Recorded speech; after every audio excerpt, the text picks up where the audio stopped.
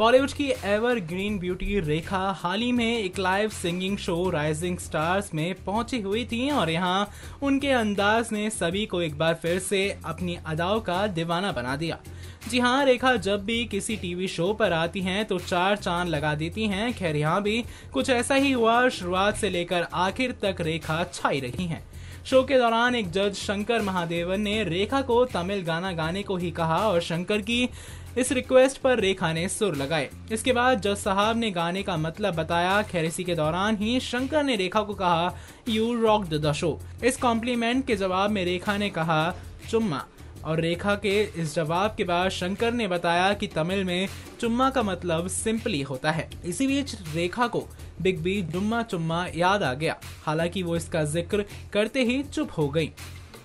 Rising star में काफी देर तक सिंपली की चर्चाएं होती रहीं और ये शब्द सबकी जुबान पर चढ़ गया था।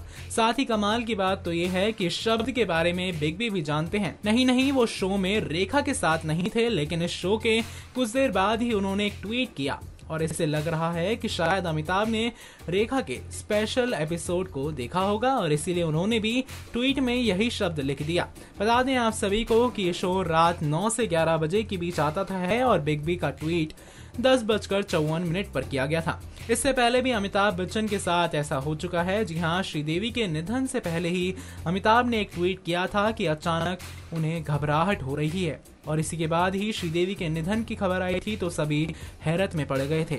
इसके अलावा आप सभी को ये भी बता दें कि अमिताभ की हेल्थ भी ठीक नहीं चल रही थी बीते दिनों, लेकिन फाइनली अमिताभ अब पहले से स्वस्थ हैं।